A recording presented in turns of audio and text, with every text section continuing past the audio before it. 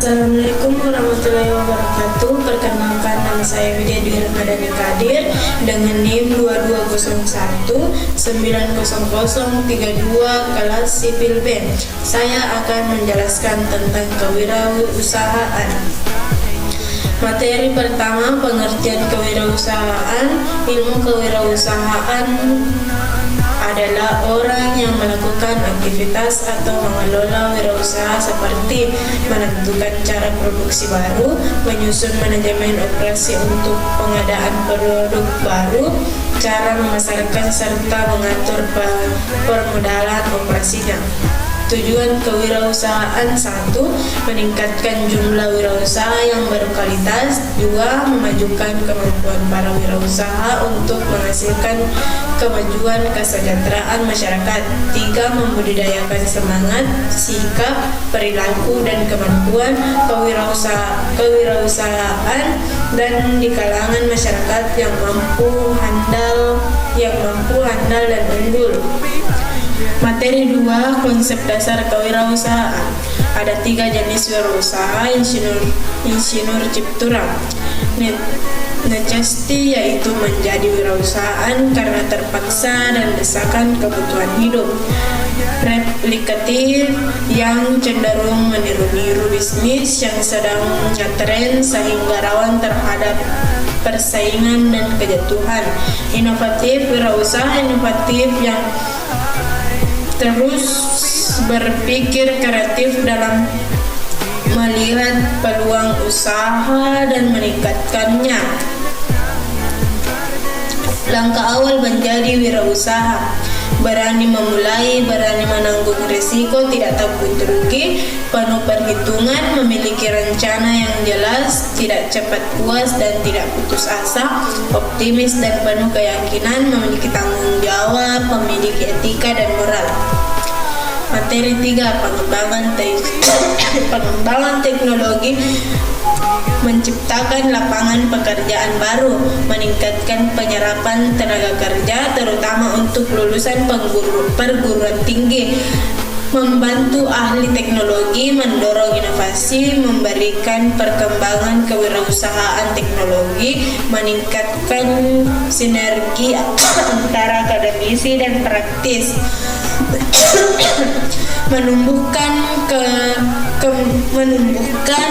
mengembangkan budaya wirausaha teknologi. Materi 4, cara mendirikan usaha. Cara mendirikan kewirausahaan. Ada beberapa cara seseorang memulai merintis usahanya, yaitu faktor keluarga, pengusaha, sengaja terjun menjadi pengusaha, kerja sampingan atau iseng, coba-coba, terpaksa.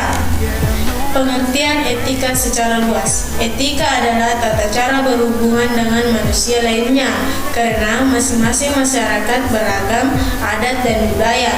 Etika sering disebut sebagai tindakan mengatur tingkah laku atau perilaku manusia dengan masyarakat.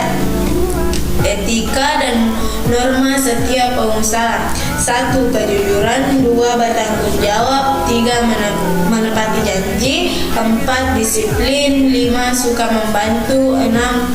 Komitmen dan menghormati, 7. Mengejar prestasi.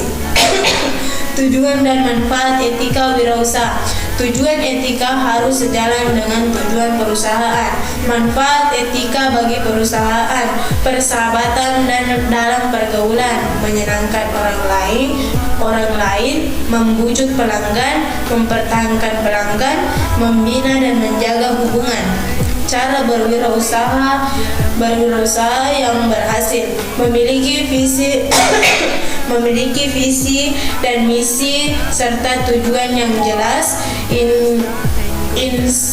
inisiatif dan selalu proaktif, berorientasi pada prestasi, berani mengambil risiko, kerja keras. Jenis-jenis bidang usaha: yaitu sektor jasa, sektor industri, sektor tambang, sektor perikanan, sektor percetakan, sektor seni, sektor dan sektor pariwisata. Jenis-jenis izin usaha.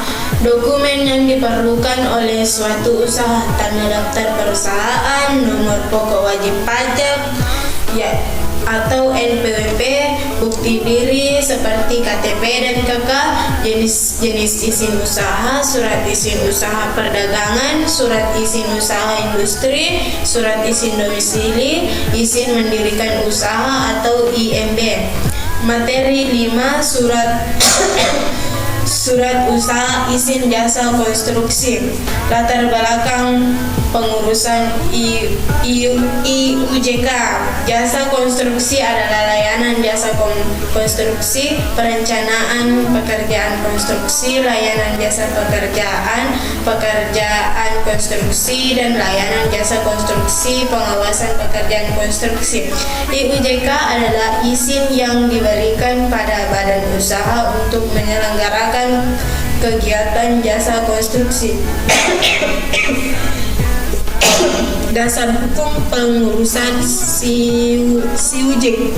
Undang-Undang Nomor 2 Tahun 2017 tentang Jasa Konstruksi pengganti Undang-Undang Nomor 18 Tahun 1999 tentang Jasa Konstruksi yang sudah dicabut dan tidak berlaku lagi.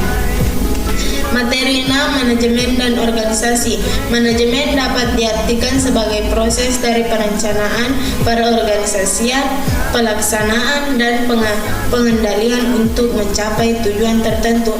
Adapun organisasi dapat juga diartikan sebagai tempat atau wadah yang memiliki 2 orang atau lebih dalam suatu lembaga untuk mencapai tujuan tertentu. Fungsi manajemen. 1. Planning. Perencanaan adalah proses menentukan arah akan ditempuh dan kegiatan yang diperlukan untuk mencapai tujuan yang telah ditetapkan. 2. Organizing. Pengorganisasian adalah proses pengelompokan berbagai kegiatan atau pekerjaan dalam unit-unit. Actually, menggerakkan atau melaksanakan adalah proses untuk menjalankan kegiatan menjalankan atau pekerjaan dalam organisasi. Controlling, pengawasan adalah proses untuk mengukur dan menilai pelaksanaan tugas apakah telah sesuai dengan rencana. Materi ke-7, cara memperoleh modal. Cara memperoleh modal adalah untuk mendirikan atau menjalankan suatu usaha diperlukan sejumlah uang dan tenaga atau keahlian. Jadi jenis modal investasi digunakan untuk jangka panjang dan dapat digunakan berulang-ulang, umumnya lebih dari 1 tahun.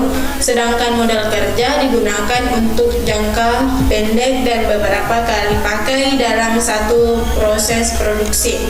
Sumber modal. 1. Modal sendiri adalah modal dari pemilik usaha. 2. Modal asing adalah modal dari luar negeri, modal dari luar perusahaan. 3. Modal asing atau modal pinjaman adalah modal yang diperoleh dari pihak luar perusahaan dan diperoleh dari pinjaman. Kelebihan modal dan kekurangan modal sendiri. Kelebihan modal ialah tidak ada biaya bunga atau administrasi, tidak tergantung kepada pihak lain, artinya perolehan dana diperoleh dari set orang pemilik modal tanpa memerlukan persyaratan yang rumit dan waktu yang relatif lama. Tidak ada keharusan pengambilan modal. Kekurangan modal sendiri ialah jumlah terbatas, perolehan relatif lebih sulit, kurang memotivasi. Baik, terima kasih atas presentasi. Mungkin sekian dan terima kasih. Mohon maaf bila ada kata-kata yang salah. Wassalamualaikum warahmatullahi wabarakatuh.